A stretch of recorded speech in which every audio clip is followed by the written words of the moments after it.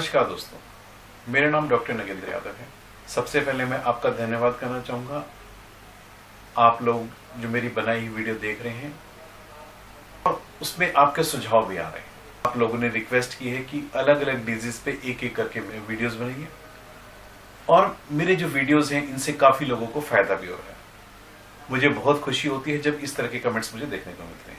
अभी पिछले दिनों किसी का सुझाव आया था कि पक्षियों की स्किन से संबंधित, त्वचा से संबंधित जो भी रोग होते हैं उनसे रिलेटेड आप कोई वीडियो बनाइए। उसका क्या कारण है, बर्ड्स में स्किन की प्रॉब्लम क्यों होती है।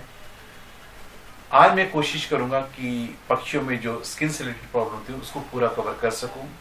मैं आपको स्किन से रिलेटेड एक वीडियो भी दिखाऊंगा। भी आप देखना कि उसमें बर्ड्स में कैसे हेड वाले पोर्शन पे स्किन का फंगल इन्फेक्शन है। अब आप देखिए, आपके सामने जो कबूतर है इसकी चोंच के ऊपर पूरे फेदर्स यहां से खत्म हो गए हैं और फेदर्स, इसमें लोग क्या कहेंगे कि फंगल इन्फेक्शन है, बैक्टीरियल इन्फेक्शन है। इसके बहुत से कारण हो सकते हैं। इस तरह से ये देखिए, क्लियर आप नजदीक से देखिए जरा, इसमें पूरे में यहाँ से फेदर उठे हैं और कबूतर ने क्या है, पंजे मार मार के अपने जख्म में बना दिए। इसके बहुत से रीजन हो सकते हैं। आप इसकी कंडीशन देखिए, इसका जो बॉडी का फर है काफी डल है, यानी जो नॉर्मल लुक अपीयरेंस होना चाहिए बर्ड्स का, हेल्दी अपीयरेंस, वो भी नहीं है। अगर बर्ड्स को आप अपने खाने में प्रॉपर डाइट नहीं देंगे तो उसके जो न्यूट्रिशनल डेफिशिएंसी अगर बर्ड्स की बॉडी में हो जाती है, न्यूट्रिशनल डेफिशिएंसी अगर बर्ड्स की बॉडी में हो जाती है तो उसका जो फर है वो काफी डल हो जाएगा और न्यूट्रिशनल डेफिशिएंसी की वजह से आपको इस तरह के इन्फेक्शन बॉडी में स्किन से रिलेटेड आपको देखने को मिलेंगे। इसमें आप सिंपली बर्ड्स की डाइट में प्रॉपर विटामिन मिनरल ऐड करके या दवाइयों के द्वारा आप इसको लगा करके आप इसको क्योर कर सकते हैं। जैसे ह्यूमंस के अंदर स्किन इन्फेक्शन होता है, बर्ड्स भी इसी तरह स्किन के इन्फेक्शन से प्रभावित होते हैं।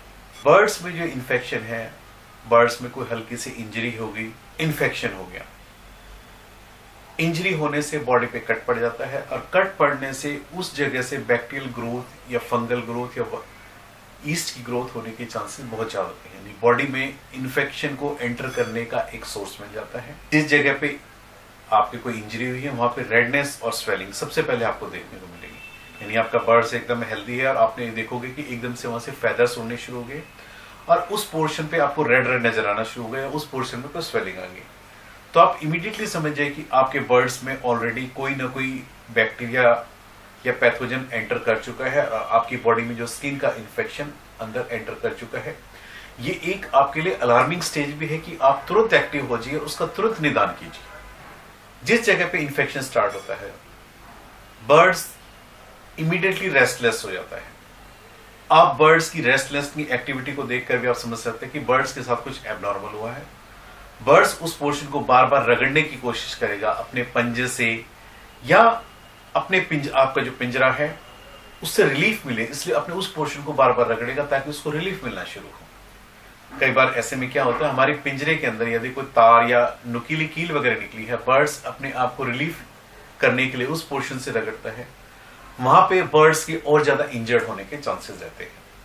इसलिए जैसे ही आप कोई पहला से स्टार्टिंग सिम्टम्स देखें कि इचिंग स्टार्ट हो गई है, बर्ड्स आपका रेस्टलेस हो गया, आप तुरंत इमीडिएट एक्शन लीजिए। बैक्टीरियल और फंगल स्किन इन्फेक्शंस के क्या क्या सिम्टम्स और टाइप होते हैं।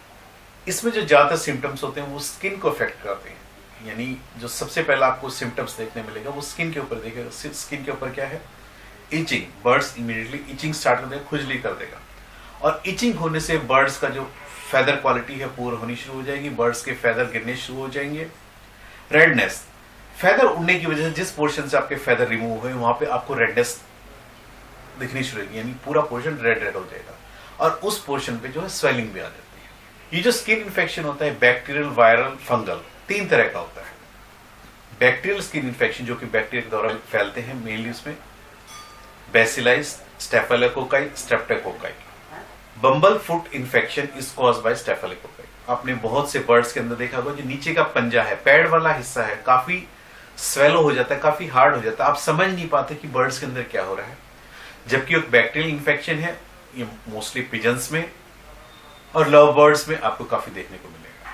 फंगल स्किन इन्फेक्शन, जो कि जैसे रिंगवॉर्म का इन्फेक्शन है, बर्ड्स में बड़ा ही मेन कॉमन होता है। फंगल इन्फेक्शन जो है बॉडी में आपका कहीं पे भी हो सकता है, लेकिन जो ईस्ट इन्फेक्शन होता है मोस्टली बर्ड्स के अंदर बीक वाले हिस्से में, मतलब चोंच के हिस्से के अगर आसपास कोई इन्फेक्शन है, वो ईस्ट इन्फेक्शन है। यदि इस तरह का कोई आप इन्फेक्शन अपने बर्ड्स में नोटिस करते हैं, कोई बैक्टीरियल, फंगल या ईस्ट इन्फेक्शन, आप इसका क्या ट्रीटमेंट फॉलो अप करेंगे? जैसे इस तरह का कोई इन्फेक्शन आप बर्ड्स में कोई सिम्टम नोटिस करते हैं, आप इमीडिएटली अपने बर्ड्स को हेल्दी बर्ड से सेपरेट कर दीजिए, क्योंकि ये जो इन्फेक्शन है मोस्टली कॉन्टेमिनेटेड होती है, यानी एक से दूसरे में कॉन्टेक्ट के द्वारा फैलते हैं।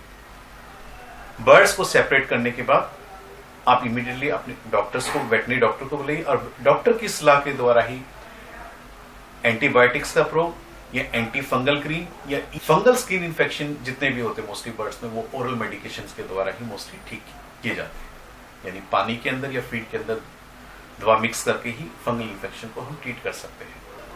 स्किन इन्फेक्शन जितने भी होते हैं वो सारे कंटेजियस होते हैं, यानी बर्ड से ह्यूमन में और ह्यूमन से बर्ड्स में ट्रांसमिट होते हैं। इसलिए आपको हाइजीनिक कंडीशन काफी मेंटेन करनी पड़ेगी, यानी साफ सफाई का विशेष ध्यान करना पड़ेगा। आपको अपने कैनल की सफाई का बहुत ज्यादा विशेष ध्यान रखना पड़ेगा, ताकि ये इन्फेक्शंस बर्ड से ह्यूमन में ना आए, या ह्यूमंस में यदि कोई स्किन इन्फेक्शन आपके बर्ड्स में ना जाए। यदि आपके बर्ड्स में कोई स्किन इन्फेक्शन या कोई स्किन इंजरी है, उसको इमीडिएट वहां पे आप ट्रीट कीजिए, ताकि वो इन्फेक्शन आगे ना बढ़ सके। यदि आपको पक्षियों से संबंधित कोई और डिजीज के बारे में जानना चाहते हैं या आपका कोई सुझाव है, कमेंट सेक्शन में आप कमेंट कीजिए। तो आप मेरे चैनल को सब्सक्राइब कीजिए।